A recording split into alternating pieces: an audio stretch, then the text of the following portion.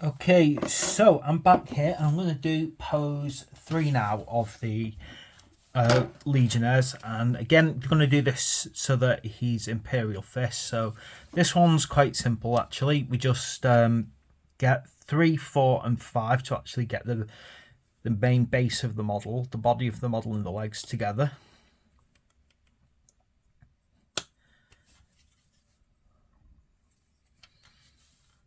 And what I'm going to do, I'm going to start getting these nice and cleaned up.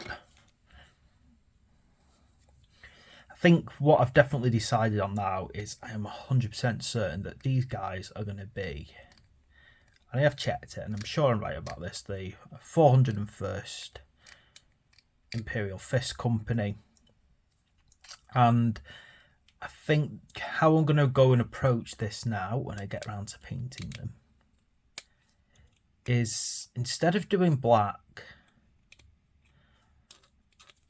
in the parts that the Imperial Fist would normally be black, I think I might actually do a blue. I'm 100% convinced that that's my plan now, because I just feel like that is definitely gonna kind of give them that pre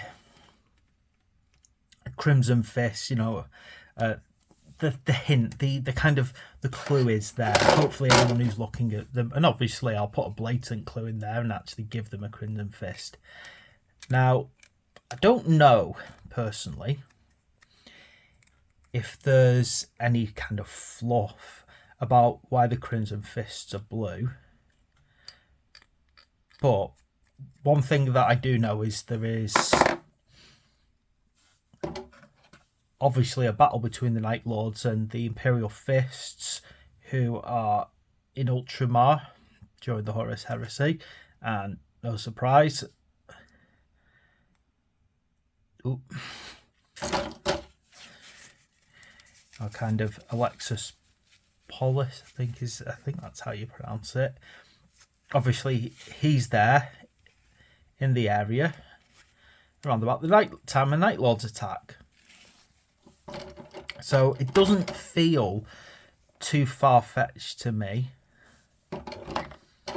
that the Crimson Fists have probably decided to use the dark blue as a kind of an attack on the Night Lords. I like the idea of that. You know, they're basically saying, you know what, we beat you,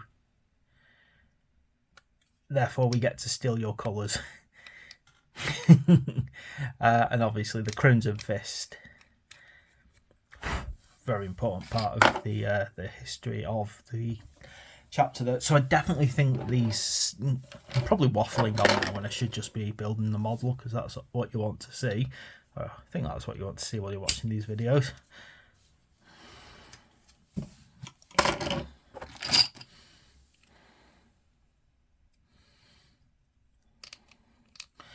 But yeah, hopefully, I would really hope that you like the method in my madness of telling little stories, because as we go on, it doesn't matter what I'm building, the story behind the thing that I'm doing is very important to me. It always has been. I can't just build a model. I can't just paint a model. Even though I'm not the greatest painter in the world, I love telling a story with what I do.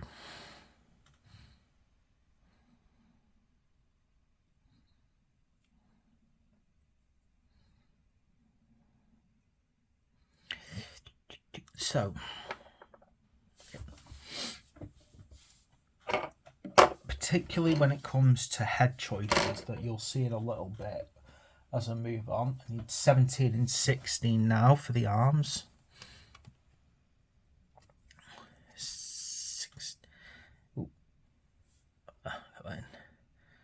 16, 17 over here. And then I'm going to grab his bolt gun as well.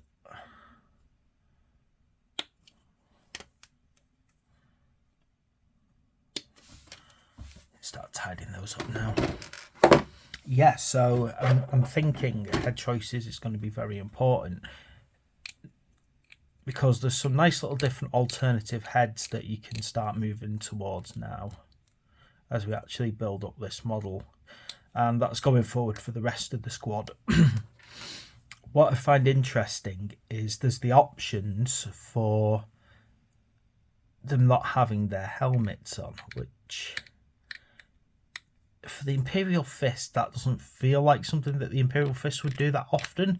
I think there'll be, even, you know, obviously before they agreed to take on the Codex Astartes, they still feel like very ordered, very regimented, you know, followers of rules, you know, basically doing what they're supposed to do and doing it right.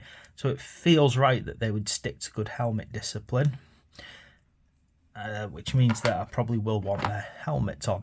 What that does give me, though, is lots of heads to play around with, lots of bare heads for when I do the Night Lords.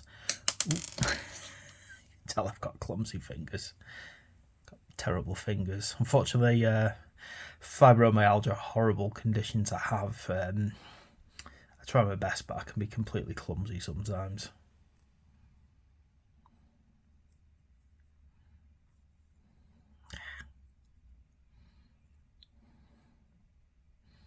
Stay on your sod. There we go.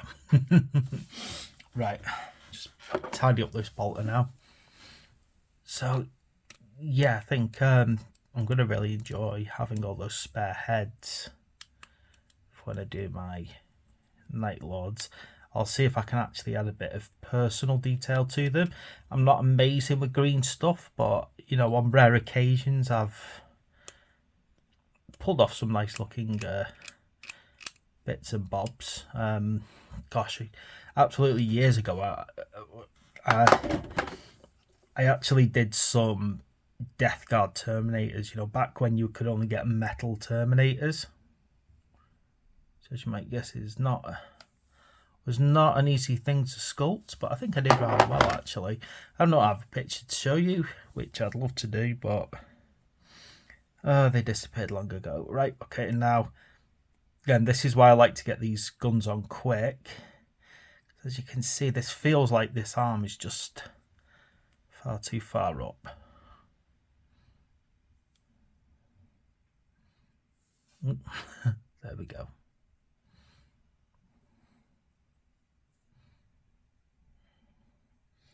I like the pose on this guy because he's actually properly taking aim. Damn it, I feel like I'm going to pin this leg. Let's try it one more time. Let it breathe. If you do have this problem, just make sure you do this and let it breathe. Don't want to spend too much time doing that, but normally I wouldn't just re-glue something like that over old glue, which is semi-dried like it had done. Normally I would just scrape off the old glue. Okay, so moving on now, let's look at our head choices on this one. So I said, even though I'm 100% certain, I'm just going to use the Sneaky Beaky, the actual Mark 6 head. We do have some other options. We got this what looks like, yep, Baldy, and this guy over here, 44. The nice mask on him. So as I said, there's some good options, and I do feel pained actually just to use the 41, but as I said, these are just going to be Imperial Fists, and it's going to make my life a lot easier painting it as well, because I can just airbrush the thing. Don't have to spend too long worrying about flesh tones. Okay, there we go.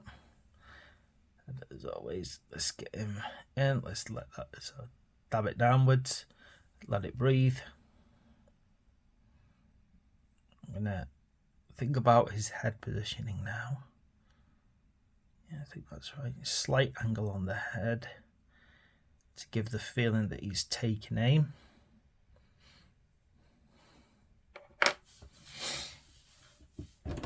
Oh,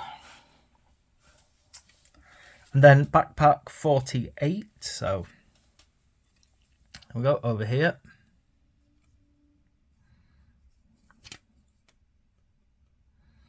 Snip that off. Obviously, we've now got to put the shoulders together.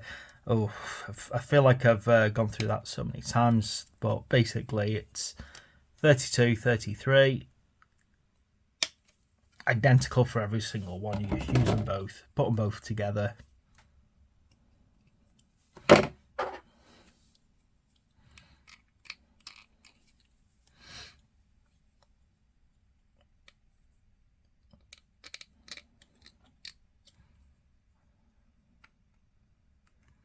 need to spend a bit more time cleaning up these because I noticed on the last photo that I made, on the last video, once I took the photo and was put it up, stepped back and looked at it and went, oh my goodness, I realised there's just, I'd not got rid of all of the kind of the excess from the scraping. I'm going to have to be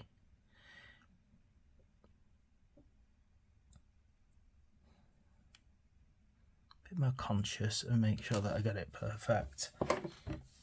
And then over here we got 36. That's going to go on.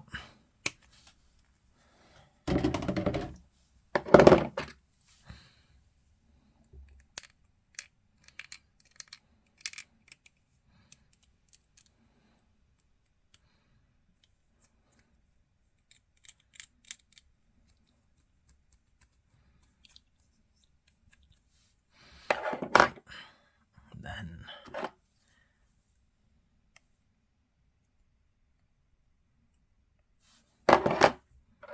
pop these on. Same as always. Keep boring you like this, but you know what? Make sure you let the air get into the glue so that it dries quicker and it dries better.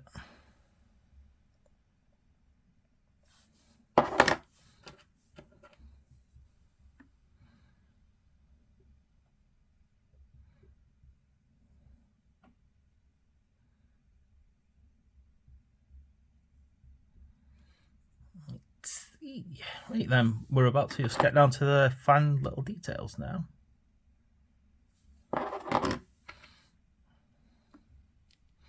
Convinced I'm going to get this video down to less than 15 minutes so that I'm not constantly waffling on. Oh, do you know what? That backpack is not clean, is it? Look.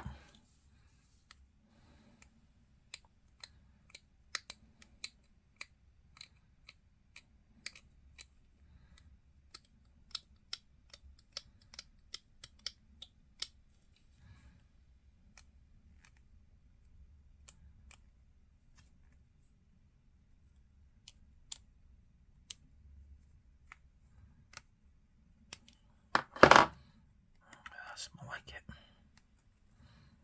Okay, now you can go on.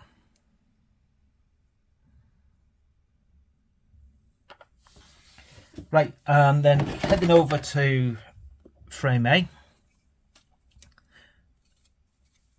This is where we see all of our bayonets. So I'm going to get a number 14 bayonet. Again, more suited to the Imperial Fists. A number 13 pistol.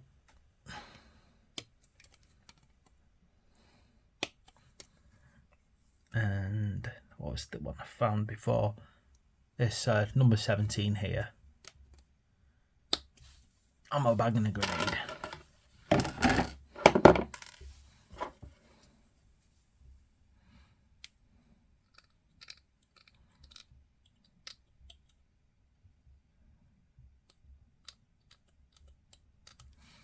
I just tend to find that if I clean up a piece,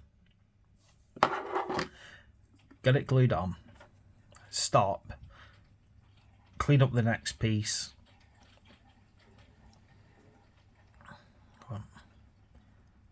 that way previous stuff is dried before I move on. Otherwise sometimes you end up with just things not fully dry and you end up you know, wishing that you'd slowed down just a little bit.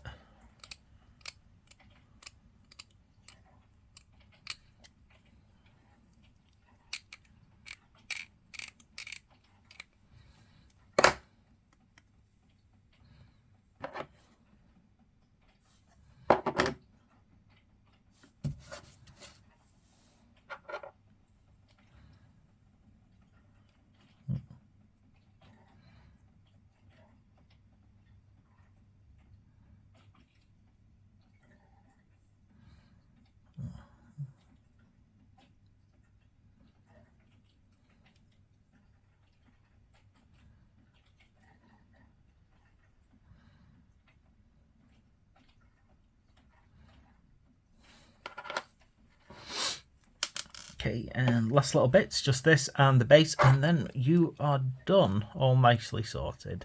That is the... Oh.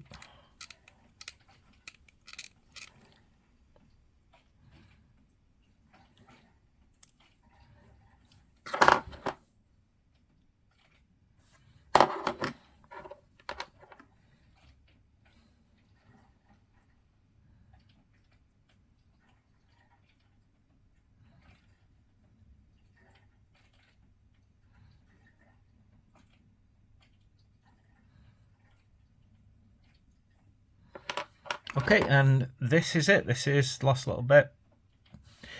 And that is our Pose 3 Tactical Marine. I think he's actually really nice. I like his pose.